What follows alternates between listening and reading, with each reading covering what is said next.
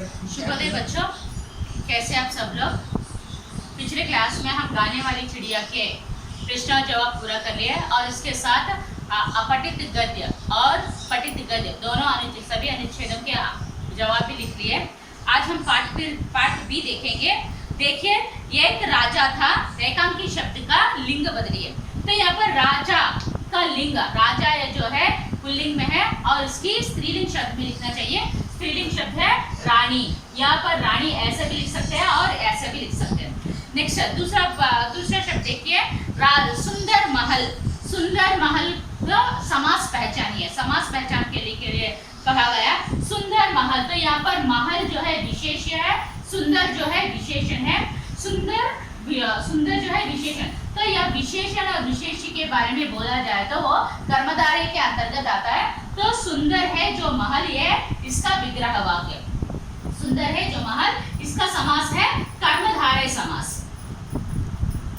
कर्मधारय समास है। दूसरा प्रश्न का जवाब है कर्मधारय समास। नेक्स्ट, संसार के कोने कोने से, थर्ड प्रश्न देखिए, संसार के कोने कोने से यात्री महल देखने आते थे।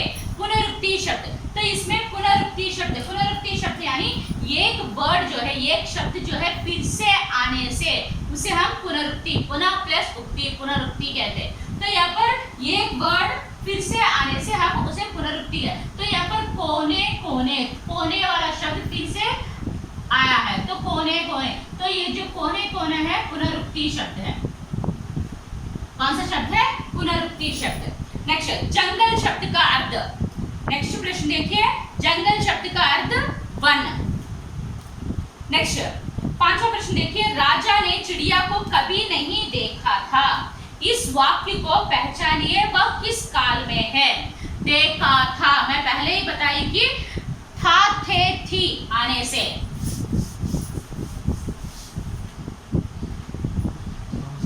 था, थे, थी, ये था, थे, थी, ये भूतकाल के अंतर्गत आएगा।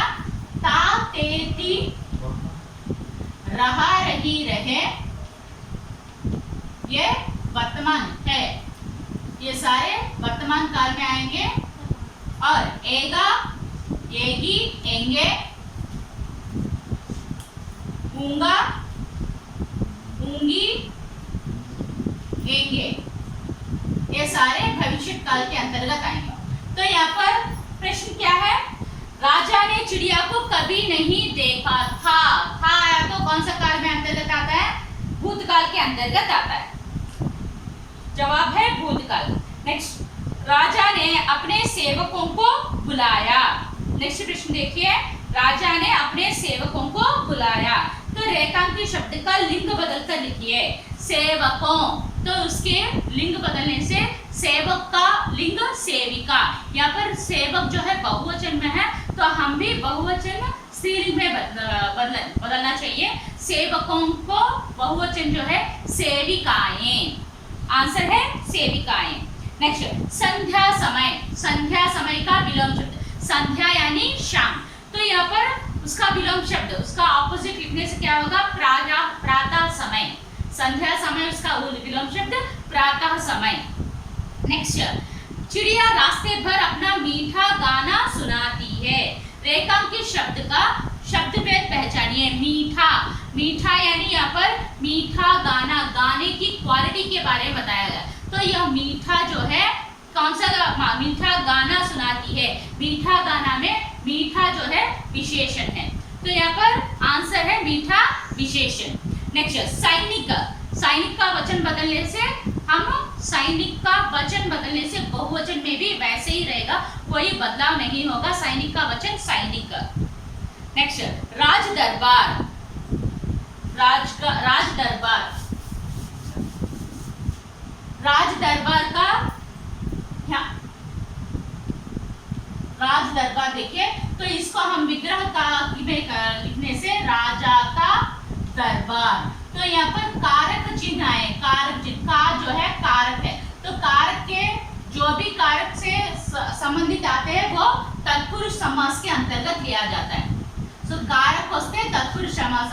राजा, राज दरबार की राजा का दरबार आणि अंटार। సో రాజా కా దర్బార్లో మనకి కారక చిహ్నం వచ్చింది కాబట్టి కారక చిహ్నం వచ్చినవన్నీ కూడా మనం తత్పురుష సమాసంలో తీసుకోవడం జరిగింది. సో రాజ్ దర్బార్ యొక్క సమాసం ఏంటి? తత్పురుష సమాసం. उन्हें एक लड़की मिली, वाक्य का वचन बदलिए. సో उन्हें एक लड़की मिली అన్న సెంటెన్స్ ని వచనంలో చేంజ్ చేయమన్నాడు. వచనంలో చేంజ్ చేయమన్నాడు. సో ఇక్కడ చూడండి, उन्हें कई लड़कियां मिली. उन्हें एक की, उन्हें की वचन उन्हें, एक की कई, लड़की की लड़कियां, मिली की मिली అని డాట్ పెట్టాలి. उन्हें कई लड़कियां मिली. नेक्स्ट, काम समाप्त करके वह लौट गया. समाप्त, समाप्त का विलोम शब्द, समाप्त का विलोम शब्द जो है अधूरा. समाप्त यानी खत्म होना, కంప్లీట్ అవడం. అధూరా అంటే కంప్లీట్ కాకపోవడం. అధూరా అంటే ఏది కంప్లీట్ కాకపోవడం. సమాప్త అంటే కంప్లీట్ అవడం. అధూరా అంటే ఏమి చేయకుండా వదిలేయడం. దాని విలోమ శబ్దం. नेक्स्ट, सारी प्रजा राजा की अस्वस्थता के बारे में चिंतित थी. प्रजा की अर्थ, प्रजा యొక్క అర్థం ఏంటి? ప్రజా అంటే లోగ్. ప్రజా అంటే లోగ్. నెక్స్ట్, కమ్జోర్ కి విలోమ శబ్దం చూడండి అమ్మా. కమ్జోర్ అంటే మజబూత్. కమ్జోర్ అంటే వీక్. దానికి వీక్ కి విలోమ శబ్దం ఏంటి? స్ట్రాంగ్. అంటే మజబూత్ అంటే స్ట్రాంగ్. మెహనత్ కా అర్థ, మెహనత్ యొక్క అర్థం ఏంటి? పరిశ్రమ అంటే హార్డ్ వర్క్. మెహనత్ అంటే హార్డ్ వర్క్. चिड़िया को देखने लोग दूर दूर डैश आते थे. సో ఇక్కడ कारक चिन्ह పెట్టాలమ్మా. चिड़िया को देखने लोग दूर दूर से आते थे. చిడియాని చూడటానికి దూరం దూరం నుండి వస్తూ ఉండేవారు. आते थे వస్తూ ఉండేవారు. दूर दूर से అంటే దూరం దూరం నుండి, చాలా దూరం నుండి వచ్చేవాళ్ళు అని. నెక్స్ట్, मैंने आपकी आंखों में खुशी के आंसू को देखे हैं. खुशी के इंद्रो मुहावरा शब्द రాయాలి. खुशी के आंसू, खुशी के आंसू అనేది मुहावरा शब्द. आनंद भाष्पाలు అంటాం. राजा ने चिड़िया डैश कभी नहीं देखा था. సో ఇక్కడ कारक चिन्ह పెట్టాలి. उचित कारक चिन्ह. राजा ने चिड़िया डैश कभी नहीं देखा था. राजा ने चिड़िया को అంటే చిడియాని, ఎప్పుడు రాజా చిడియాని ఎప్పుడు కూడా చూడలేదు అంటే చిడియాని చూడలేదు అని. సో కో అనేది అక్కడ कारक चिन्ह. नेक्स्ट, चिड़िया को देखते ही सबकी जान में जान आ गई. इस वाक्य में रेखांकित शब्द क्या है? जान में जान आना అనేది ఏంటి? అది ఒక ముహావరా అంటే జాతీయం, ఇడియం అని కూడా అంటాం. సో జాన్ మే జాన్ ఆనా దానికి అర్థం ఏంటి? ఇతిమినాన్ హోనా అని చెప్పాం. అంటే ప్రాణం లేచి రావటము. నెక్స్ట్, जैसे जैसे वह गाना गाती वैसे वैसे राजा की अस्वस्थता दूर होती. अस्वस्थత అనే దానికి విలోమ శబ్దం. अस्वस्थత అంటే హెల్త్ పాడవటం. స్వస్థత దానికి అస్వస్థతకి ఆ తీసేస్తే స్వస్థత. స్వస్థత అనేది దాని విలోమ శబ్దం. స్వస్థత, अस्वस्थత. నెక్స్ట్ క్వశ్చన్ చూడండి. तुरंत वह राजा को संगीत सुनाने आ पहुंची అని వచ్చింది చూడండి. సో ఇక్కడ పహుంచి అని వచ్చింది కాబట్టి అది భూతకాలికి సంబంధించింది. అక్కడ ఆ పని అయిపోయినట్టుగా, జరుగుతున్నట్టుగా, అయిపోయినట్టుగా చూపించాడు కాబట్టి ఆ సెంటెన్స్ లో ఆ భావం అలా వచ్చింది కాబట్టి అది భూతకాలం అవుతుంది. राजा की अस्वस्थता धीरे धीरे दूर हो गई. रेखांकित, इस वाक्य में रेखांकित शब्द का शब्द भेद की दृष्टि से क्या है? సో ఇక్కడ రాజా की अस्वस्थता, राजा की अस्वस्थता धीरे धीरे दूर हो गई. సో धीरे धीरे అనేది शब्द भेद की दृष्टि से क्या है? धीरे धीरे అనేది క్రియ. दूर हो गई అంటే అది క్రియ. ధీరే ధీరే అనేది ఇక్కడ క్రియా విశేషణ రూపంలో ఉంది కాబట్టి ఇక్కడ క్రియకి విశేషం తెలియజేసింది కాబట్టి ధీరే ధీరే అనేది క్రియా విశేషణ. నెక్స్ట్, चिड़िया राजा को अपना संगीत सुनाने तुरंत आ पहुंची. रेखांकित शब्द का वचन बदलने से क्या यह होगा? चिड़िया, चिड़िया అనేది స్త్రీలింగ శబ్దం కాబట్టి అది స్త్రీలింగ ఆకారాంత స్త్రీలింగ శబ్దం. చిడియా అనేది ఆకారాంత స్త్రీలింగ శబ్దం అనేది మనము బహువచనంలో చేంజ్ చేసినప్పుడు యా, ఏ,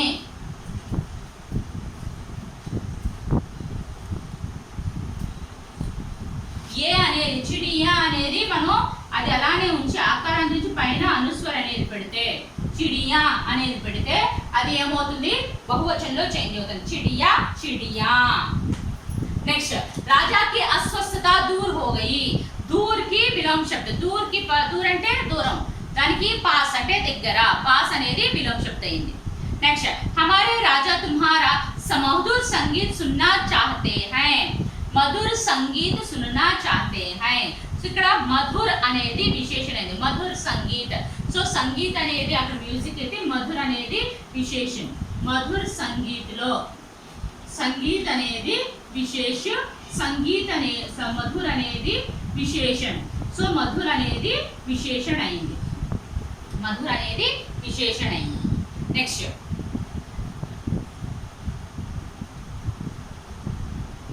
नेक्स्ट, मुझे अपना संगीत मेहनत करने वालों को भी सुनाना है. సో ఇక్కడ मुझे అనేది ఇదే సూచించింది, मुझे అనేది పేరుకు బదులుగా యూజ్ చేసాం కాబట్టి मुझे అనేది అక్కడ సర్వనామ, मुझे అనేది సర్వనామ. నెక్స్ట్, एक राजा था. इस वाक्य को वचन बदलने से, ఈ వాక్యాన్ని వచనంలో చేంజ్ చేస్తే మొత్తం సెంటెన్స్ మొత్తం చేంజ్ చేయాలి. కై అనేది ఏక్ కి కై, రాజా రాజాకి బహువచనంలో కూడా రాజా అని ఉంటుంది. థా అనే దానికి థే ని యూజ్ చేస్తే, థే అని పెడితే కై రాజా థే అనేది వచనం చేస్తే అవుతుంది. ఏక్ రాజా థా అనేది ఏకవచనంలో ఉంటే కై రాజా థే అనేది బహువచనంలో ఉంది. Next, Sainik dash Anurodh, Sainik dash Anurodh पर लड़की ने चिड़िया डैश आवाज दी. सैनिकों के अनुरोध पर, सैनिकों के अनुरोध पर लड़की ने चिड़िया को आवाज दी.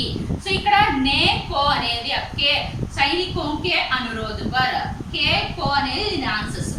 ఫస్ట్ది కే, థర్డ్ వన్, సెకండ్ వన్ కో.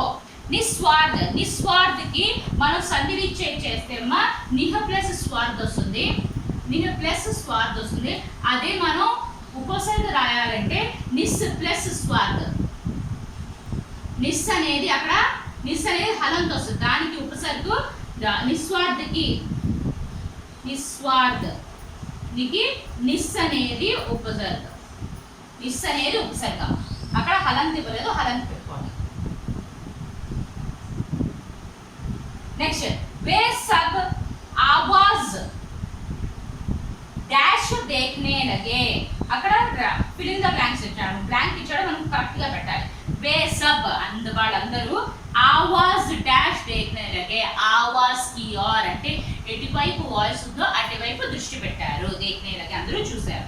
నెక్స్ట్, సోనిక, నెక్స్ట్ అర్థమైందా దానికి की ओर, ఆవాజ్ की ओर అంటే ఆవాజ్ వైపు, అంటే ఆ సౌండ్ వైపు.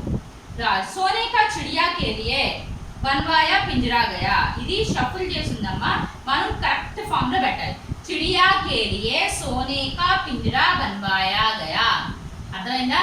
चिड़िया के लिए सोने का पिंजरा बनवाया गया అనేది ఆన్సర్. నెక్స్ట్, वह बहुत ही सुंदर महल में रहता था.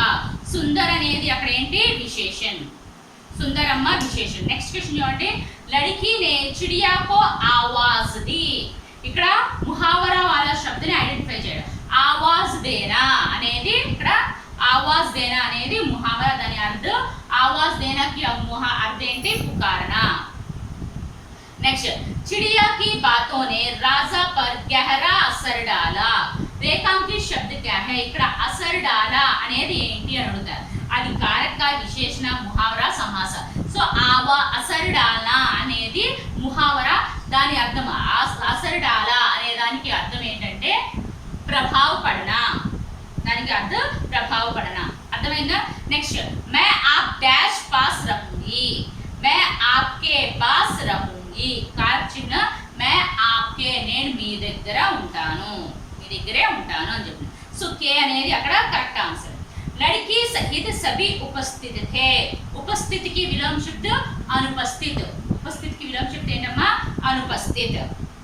नेक्स्ट, संगीत मनोरंजन का एक साधन है. मनोरंजन का संगीत मनोरंजन అంట. సంగీత అనేది ఎంటర్టైన్మెంట్ కి, ఎంటర్టైన్మెంట్ ఒక వస్తువు, ఎంటర్టైన్మెంట్ కి ఒక వస్తువు. మనోరంజన్ కా అనేది అక్కడ కరెక్ట్ కారక. नेक्स्ट, लड़की सही उत्तर दे सकती है. लड़की की विलोम शब्द, लड़की स्त्रीलिंग లో ఉంటే దానికి విలోమ శబ్దం ఏంటి लड़का, लड़की की लड़का।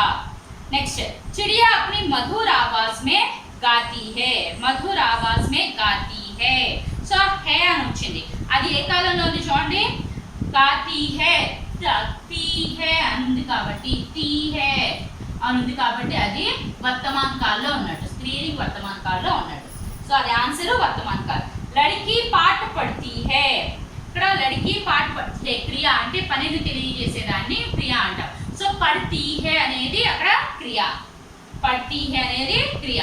नेक्स्ट क्वेश्चन చూడండి, हमारे राजा तुम्हारे मधुर संगीत सुनना चाहते हैं।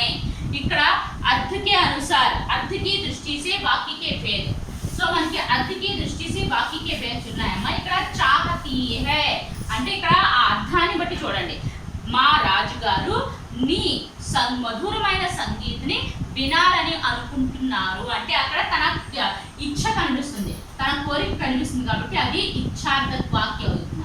వాక్యంలో అర్థకి అనుసార్ వాక్యకి టైప్స్ ఉన్నాయమ్మా.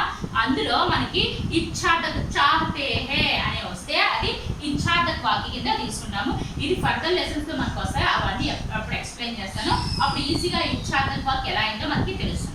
नेक्स्ट, चिड़िया के लिए सोने का पिंजरा बनवाया गया, बनवाया गया, गया या तो అయింది అంటే అక్కడ వర్క్ కంప్లీట్ అయినట్టుగా తెలిసింది కాబట్టి అది భూతకాలం, आंसर भूतकाल। चिड़िया, चिड़िया की बातों ने राजा पर गहरा असर डाला। इस वाक्य में मुहावरा वाला शब्द गहरा असर डाला, असर डालना అనేది అక్కడ ముహావరా. नेक्स्ट, किसान हमारे अन्नदाता और सुखदाता है, रेखांकित शब्द क्या है? సో ఇక్కడ और అన్న వర్డ్ యూస్ చేసాం కాబట్టి और అనేది సముచ్చయ బోధక అంటే రెండు వాక్యాన్ని కానీ రెండు వర్డ్స్ ని కానీ కలపడానికి ఉపయోగించే పదాన్ని మనం సముచ్చయ బోధక అని అంటాం. సో ఇక్కడ और అనేది రెండు సెంటెన్స్ ని కలపడానికి ఉపయోగించింది కాబట్టి, లేకపోతే ఆ రెండు విషయాన్ని తెలియజేసేటట్టుగా ఉంది కాబట్టి అది అక్కడ సముచ్చయ బోధక. నెక్స్ట్, అసర్ డాల్నా, దాని ముహావరా का अर्थ చూడండి, అసర్ డాల్నా ముహావరా का अर्थ ప్రభావ డాల్నా, ప్రభావం చూపించడం. కిసాన్ का अर्थ, కిసాన్ యొక్క అర్థం ఏంటి, కిసాన్ యొక్క మీనింగ్ కృషక్. నెక్స్ట్, చిడియాకి పర్యాయవాచి, చిడియాకి పక్షి అని పంచి అని అంటారు. సో ఇక్కడ పక్షి అనేది కరెక్ట్, చిడియాకి పర్యాయ పక్షి. నెక్స్ట్, సహాయత కర్నా ఉత్తమ్ గుణ హే, సహాయత కర్నా ఉత్తమ్ గుణ హే అంటే సహాయత కర్నా అంటే మేలు చేయడం, దానికి విలోమ శబ్దం ఏంటి హాని చేకూర్చడం, మేలు హాని. సో ఇక్కడ సహాయత కర్నా అంటే హాని కర్నా. नेक्स्ट, किसान हमारे सुखदाता है, किसान हमारे सुखदाता है, సుఖదాతాలో ఇక్కడ ప్రత్యయ సుఖదాత. సో మనము సుఖదాత ఇక్కడ ప్రత్యయ అంటే లాస్ట్ వచ్చేవాటిని దాత అనేది తీసి ఈ సుఖ్ అనే దానికి ఒక మీనింగ్ ఉంది కాబట్టి దాత అనేది ప్రత్యయ అయింది. అర్థమైందమ్మా, సుఖదాతాలో మనం దాత అనేది సెపరేట్ చేస్తే ఈ సుఖ్ అన్నకి ఒక మీనింగ్ ఉంది కాబట్టి ఇక్కడ దాత అనేది ప్రత్యయ అయ్యింది. నెక్స్ట్, मैं आपको भी अपना संगीत सुनाऊंगी, सुनाऊंगी అని ఉంది చూడండి, ఉంగి ఉంగా ఉంగి ఏంగే అని వస్తే భవిష్యత్ కాలం చెప్పుకున్నాం కాబట్టి ఇక్కడ ఆన్సర్ భవిష్యత్ కాలం.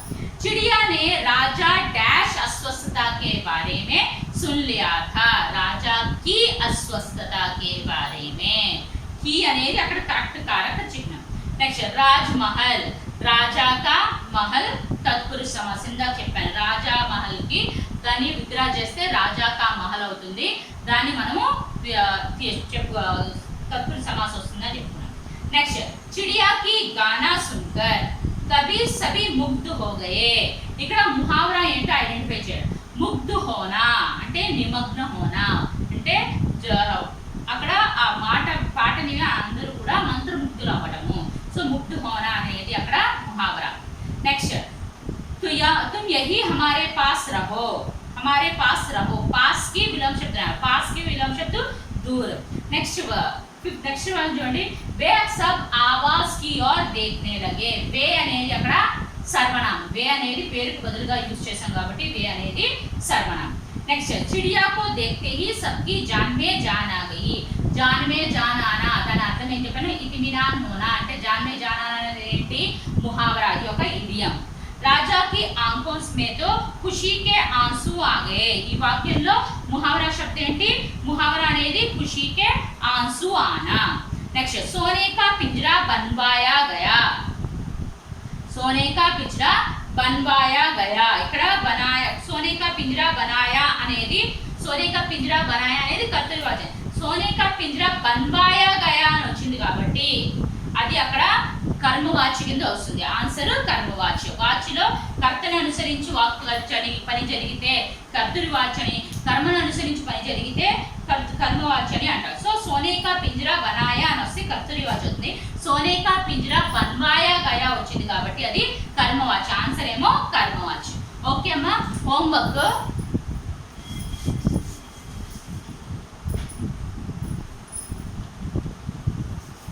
गाने वाली चिड़िया लो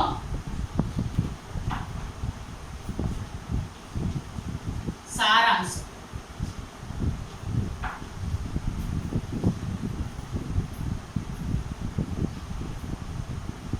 फर्स्ट टू पैराग्राफ्स चदिवी చూడకుండా రాయండి. गाने वाली चिड़िया लो सारांश